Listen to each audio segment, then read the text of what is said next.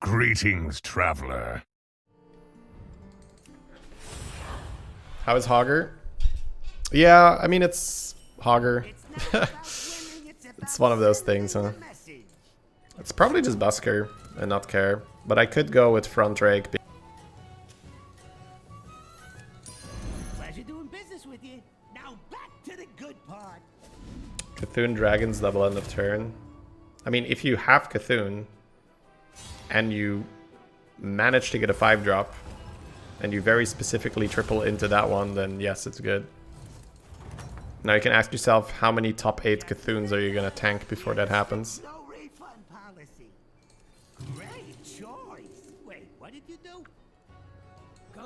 I should tie here. You need to learn to identify future set. Yeah, keep in mind that when you watch me make these considerations, well, first of all, they're not always going to pay off, as you saw, and they're not always going to be correct, but a lot of it is a ton of experience with other cards before and understanding what is the win con. But that's really difficult, right? I don't want to give you this distorted image of what you should be able to do. Like it's actually like being like, okay, I'm gonna pick up that matron for the scrapper and all that. That's not so hard once you've seen it, right? All right, let's see what we're doing here. We're getting the Trickster in, I guess. Trickster and Skull make a 3 and 2 Skull. Taunting Trickster has very, very little value right now. Shady is a professional, please don't try this at home. I just don't want to set you up for unrealistic expectations where you're like, I can't believe I'm not doing that. It's like, yeah, okay, it took me a while. I guess what I'm trying to say is it took me a while.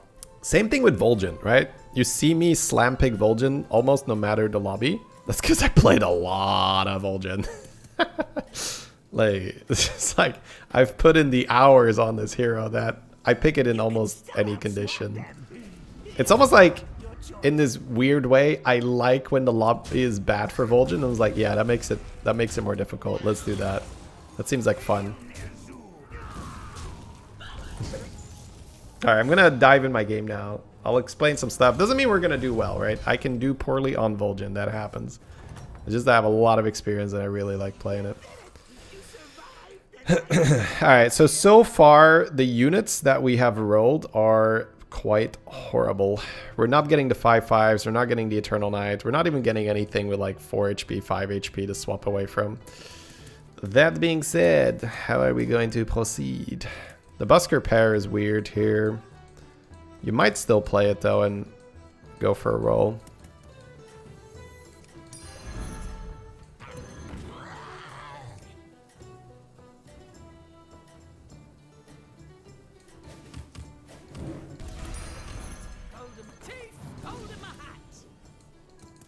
I'll switch the Trickster next.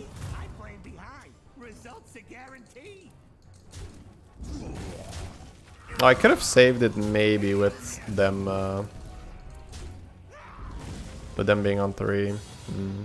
Nah, I'm fine with this. I'm honestly fine with it. The expectation would be that they have the demon that they're eating with, so it's fine.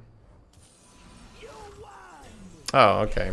See, this makes it a bit weird, where now I would want to just grab this 5/5. What I can do, however, is ignore the Skyfin pair and just make this a 5/5, and then roll by a 3-drop. Is a 3-drop shop on average going to be better than a Skyfin? Because it could also just make the 5/5 Skyfin and just ignore this. But a 5/5 Trickster is really strong. So I think 5/5 Trickster happens. Let's just not get baited by that. So we are leveling. Let's do that. So now I can buy a 1/3 Skyfin pair. Does not seem that enticing if I'm not making it a 5/5, huh? Yeah, does not seem that enticing. I hold this in my hands for economy. It's good to plan ahead. I could have just slammed the 4-drop here. Oh, I've made this mistake yesterday or the day before yesterday as well. It's not necessarily a mistake because I'm Vol'Jin here and I do have that Trickster, which makes me quite a bit stronger than I would have been. Alright, let's see. Yeah, and it's also different. I have money in my hand. No, I think the 5 is probably okay. I can get horse and all that really good Vol'Jin stuff. All right, so Thorn Captain, Puppet, Front Rake.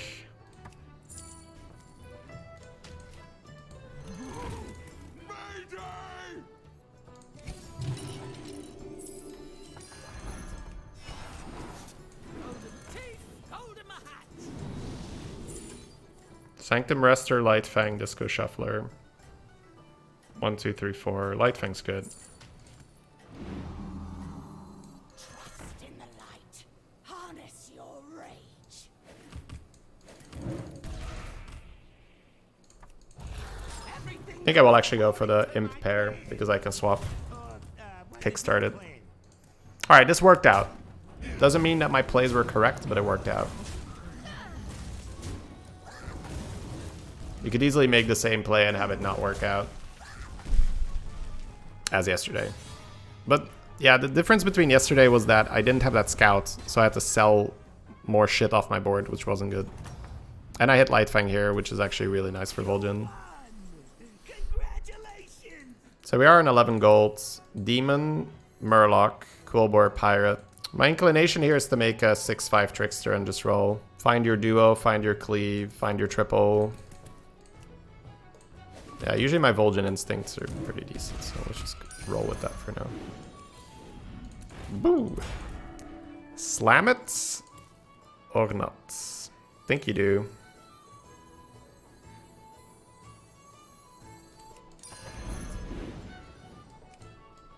I wouldn't be caught dead. Ha!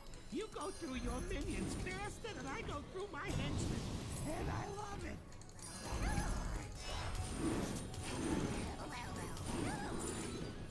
Bone Mare Taunted, Tichondrius, Urzul. Bone Mare Taunted. Bone Mare is your Undead, Pirate, Coolboar, Murloc, Demon.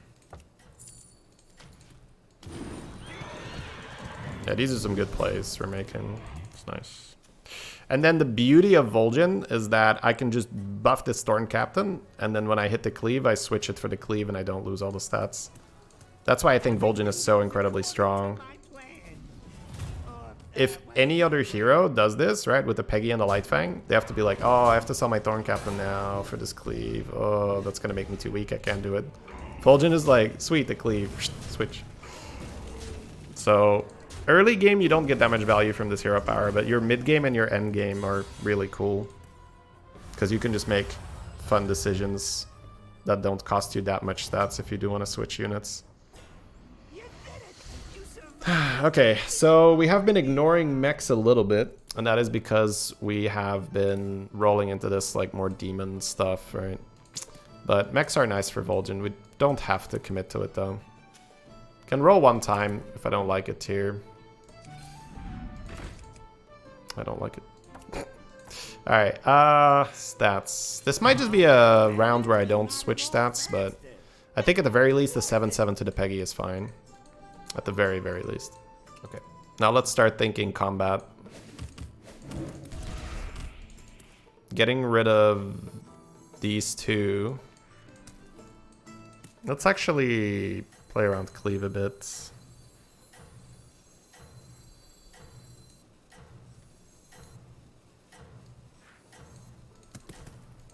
I'm assuming he has the pirate cleave here. Everything goes according to my plan. Was it your He does, but also double Vanessa. Jesus.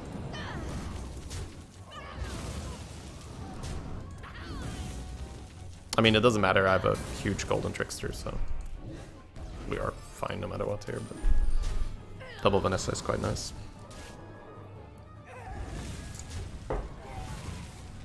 Okay, that was a good moment to go up.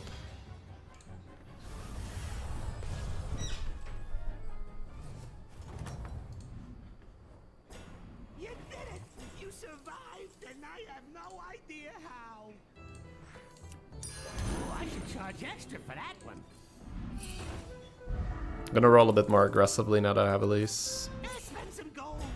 Yeah, so here's these things where we could build big magnetics, but it's just not really happening. But that's okay, we're just doing a different strategy. A big Baron is very strong when you have a big Trickster. There's Duo, there's Leroy.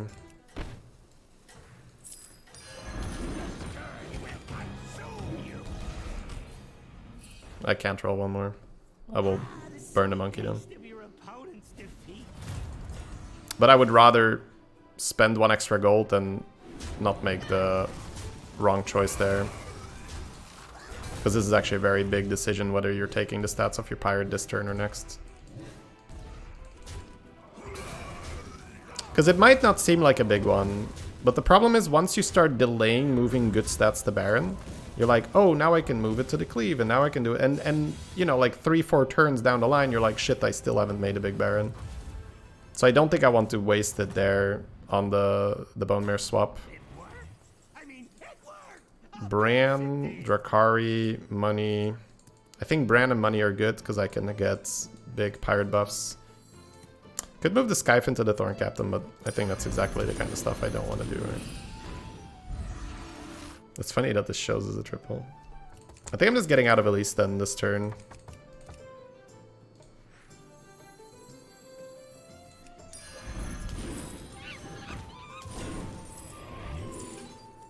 Queen for later.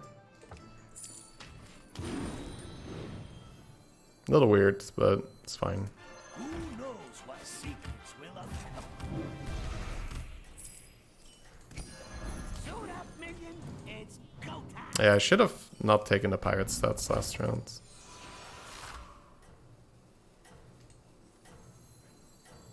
Taste defeat, stranger. Alright, it's fine. We'll make it. We'll make it. We'll get there. You first. It's complicated to do this. Working on your evil monologue now. Sweet.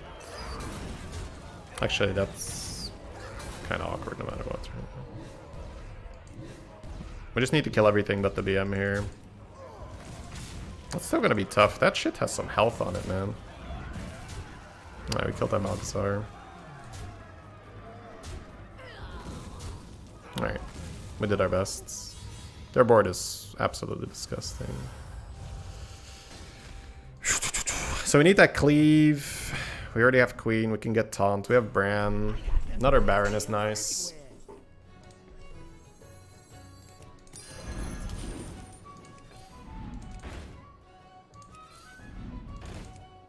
Can probably make a big Taragosa. Might be too late for that. I had an option to do it earlier. Yeah, I'm not gonna do it now. Let's think about that one, maybe. Yeah. Hire some new guys. Just don't tell them what happened to the last batch. Hey, I said no refunds.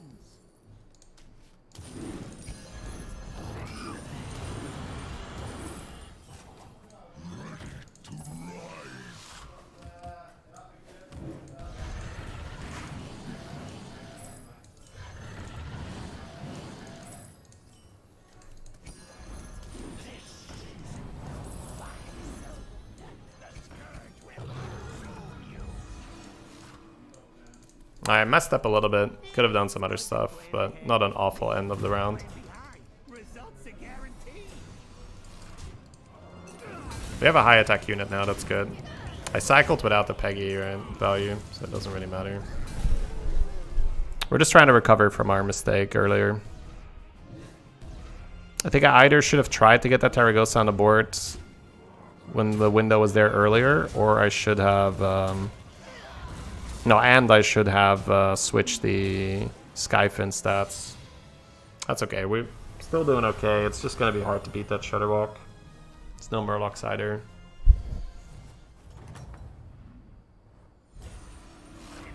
Sweet. Let's see. This all depends what we're willing to sacrifice, because I can get a triple here. Peggy stats the Baron, I think, is a good start. And then Dracosath with Disco is good. But you can't really make a switch here, I think. Could buy both and see if you triple Baron. Could tier. Fighting 2 mech. Leroy's good.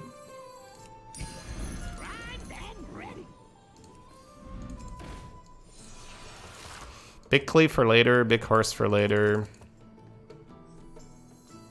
We're not gonna be able to do it, so. Let's keep it rolling. Demon attack buff, dragon attack buff, evolve. Is this even worth it? I think I'm just gonna level here. Uploading new schematics and boom! Done! Hey, I said no refund!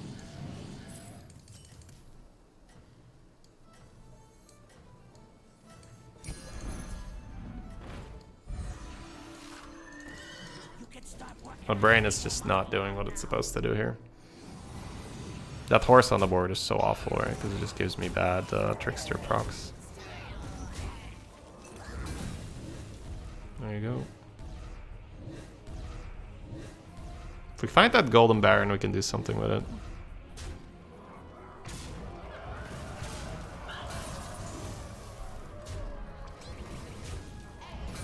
Still gonna get there. Horse having 5 damage makes it pretty bad.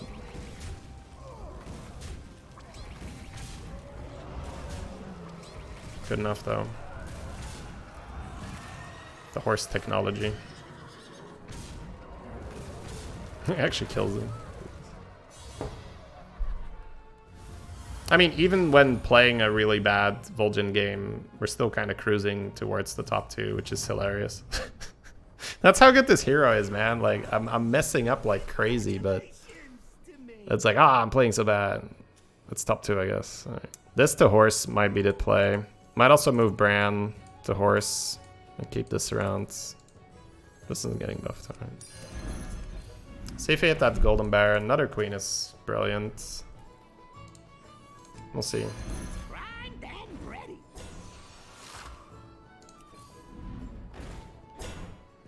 We just roll. I don't want it. Ooh, cha-ching! Wow. A triple!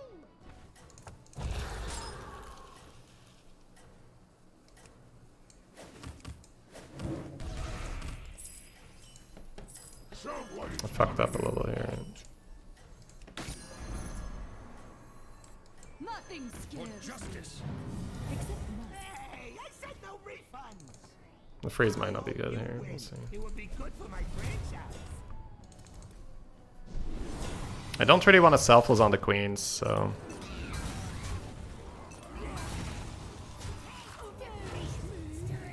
Hit the horse, please. Thank you. That horse is gonna be a monster.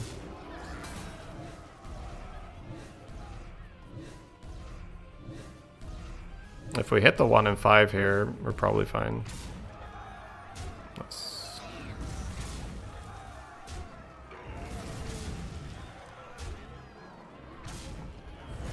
Kill him, horsey. Murder him. No. Oh, no, it's enough. Alright. Pretty good finish with the... Just going with the big horse, just giving it attack. But that's why I think Vol'Jin is just, like, yeah, it's my best hero. Like, it's not even close.